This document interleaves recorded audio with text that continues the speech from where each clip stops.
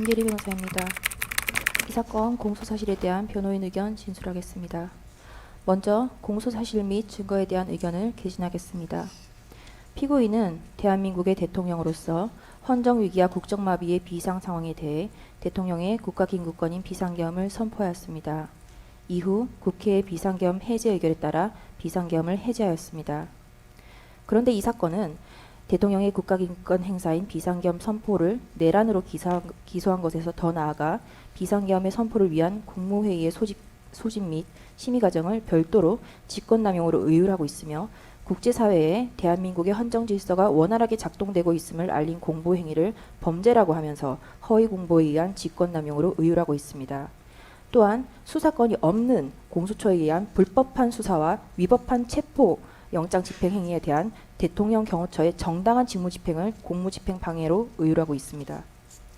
이 사건 공소사실은 대통령의 정당한 권한행사를 직권남용으로 대통령의 경호처의 적법한 경호행위를 공무집행 방해로 구성하고 있는 바 피고인은 이 사건 공소사실을 전부 부인합니다.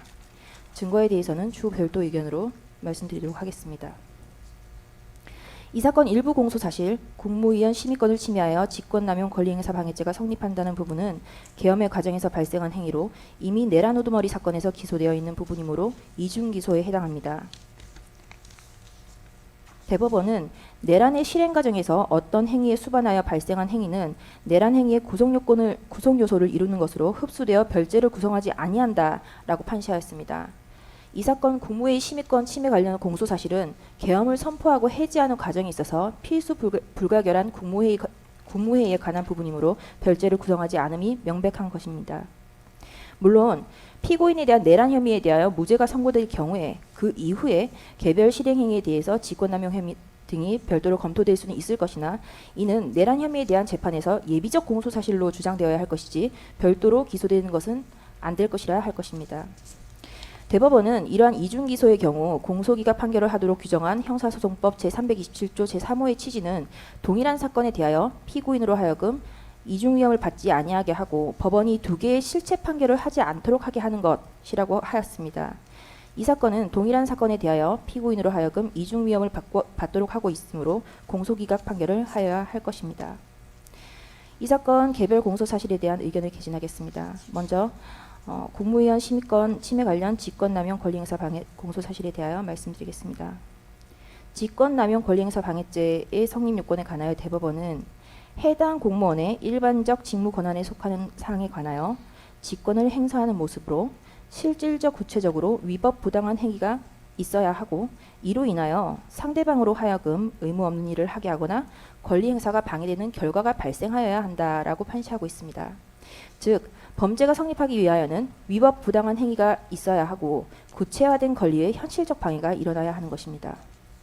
특검은 헌법에 존재하지도 아니하는 국무위원의 심의권이라는 개념이 존재한다고 주장하면서 국무회의의 심의는 의결을 포함하는 절차라고 하고 있습니다. 심지어 국무위원에게 국무회의에 출석하여 심의에 참여하고 기명으로 반대 의견을 표명하여 이를 국무회의록에 남기고 의결에서 반대표를 행사하는 등의 방법으로 헌법을 수호하여야 할 권한과 책무가 있다라고 주장하고 있습니다.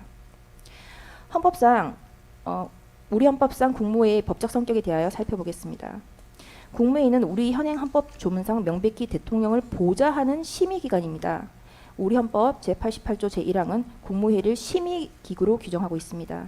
당연히 의결에 대한 규정은 헌법에 없습니다. 대통령은 국무회의 심의에 기속되지 않으며 사전적 통제 절차로서만 의미를 가지는 것입니다. 헌정사적 의미를 살펴보겠습니다. 1948년 제1공화국 건국헌법은 대통령 제와 의원내각제를 요소를 혼합한 정부 형태를 취하였습니다. 그리고 제2공화국 헌법은 의원내각제의 정부 형태를 취하였으므로 국무회의에 해당하는 국무원은 당연히 의결기관이었습니다. 그러나 대통령제를 채택하고 있는 현행 헌법상 국무회의의 법적 성격은 의결기관이 아니라 심의기관인 점은 명백한 것입니다. 정부조직법 제12조는 국무회의에 대해 규정하고 있으나 운영에 필요한 사항은 대통령령으로 정하도록 위임하고 있습니다. 대통령령인 국무회의 규정 제6조에서 효력이 아닌 의사 정족수와 의결 정족수를 정하고 있을 뿐입니다.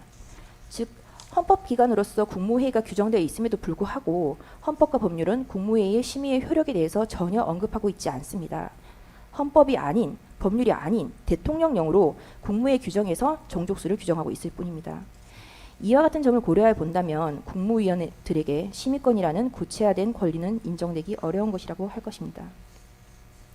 국무회의의 법적 성격에 대하여 헌법재판소는 2003년 헌마 225 결정 이라크 전쟁 파견 동의안 의결 위헌 확인 사건에서 이라크 전쟁 파견 동의안에 대한 국무회의 의결이 헌법 소원의 대상이 되는지 여부에 대한 판단을 하면서 국무회의 성격에 관하여 대통령을 보좌하기 위하여 파병 정책을 심의 의결한 국무회의 의결은 국가기관의 내부적 의사결정 행위에 불과하다라고 하여 국무회의가 대통령을 보좌하기 위하여 존재하는 것임을 명확히 하였습니다. 이 사건 국무회의 심의권을 침해하였다는 직권남용 권리행사 방해죄는 피고인은 직권남용의 고의가 없고 직권남용의 행위가 부존재하며 국무위원회 심의권이라는 개념이 존재하지 않으므로 침해의 결과가 없어서 직권남용의 결과가 존재하지 않습니다.